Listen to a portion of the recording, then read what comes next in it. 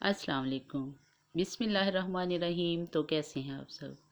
उम्मीद है कि आप सब खैरियत से होंगे। आज मैं आपके लिए मैंगो जैम की रेसिपी लेकर आई हूँ और ये बहुत ही आसान सी रेसिपी है जिसको आप बनाकर 2 महीने तक फ्रिज में रख कर आप घर में इस्तेमाल कर सकते हैं और ये बिल्कुल भी ख़राब नहीं होगा। बहुत ईज़ी तरीके से हमने बनाना है, तो आइए इसको बनाना स्टार्ट करते हैं। तो सबसे पहले मैंने ये 3 मैंगो लिए थे, उनको छील कर काट लिया है। थोड़ा खट्टे वाले आपने लेने हैं ताकि उसका बड़ा अच्छे वाला जैम बनेगा।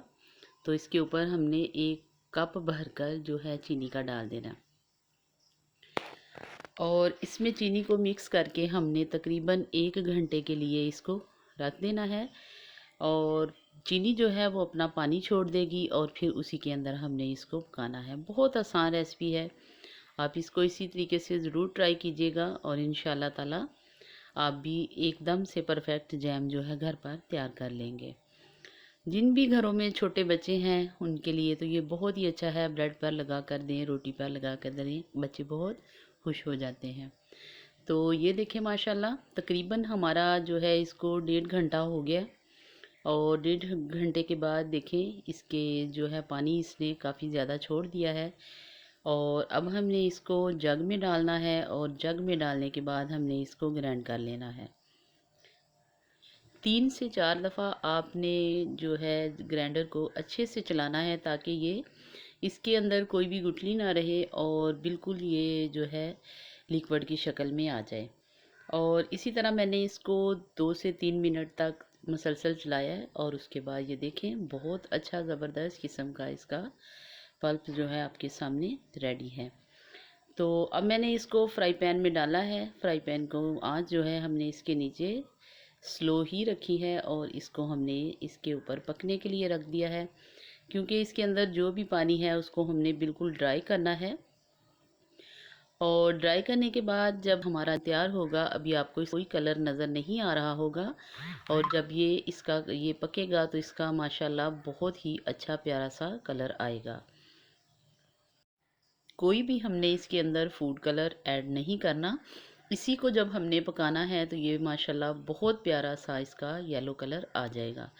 तो अब हमने इसके अंदर एक चीज़ और डालनी है और वो है लेमन का जूस। तो 2 अदद हमने लेमन लिए थे और उसका जूस हमने निकाल लिया है और उसके बीज जो हैं उनको रिमूव कर दिया है और अब हमने इसको 2 से 3 मिनट तक जो है मुसलसल इसी तरह पकाते जाना है। जब हमारा जूस भी इसके अंदर अच्छे से पक जाएगा, पानी का बिल्कुल भी कतरा नहीं रहेगा, तो हम आपको चेक करवाएंगे कि हमने इसको किस पोजीशन में रखना है। और यकीन जाने कि ऐसा मज़ेदार ज़बरदस्त किस्म का ये हमारा जैम बनकर तैयार होगा कि जब आप ये जैम ट्राई करेंगे तो इंशाल्लाह ताला बाज़ार का भूल जाएंगे। देखें कलर इसका बहुत प्यारा आ गया है। जूही जूही ये पकता जा रहा है तो इसका कलर बहुत प्यारा आता जा रहा है। अभी मैं आपको चेक भी करवा देती हूँ कि हमारा जैम रेडी हो चुका है या नहीं। ये देखें इसमें एक कतरा भी पानी का नहीं रहा और अब हम आपको इसकी फ़ाइनल लुक दिखाते हैं। तो एक हमने जार लिया है और उसको हमने बिल्कुल खुश्क कर लेना है। उसके अंदर बिल्कुल भी नमी नहीं होनी चाहिए और जब नमी नहीं होगी तो ये आप जैम 2 महीने तक फ्रिज में रख कर जो है इस्तेमाल कर सकते हैं। और इसी स्टेज पर अगर आपको मेरी वीडियो पसंद आए तो इसको लाइक और शेयर कीजिएगा। फीडबैक ज़रूर दीजिएगा कि आपको हमारी रेसिपी कैसी लगी।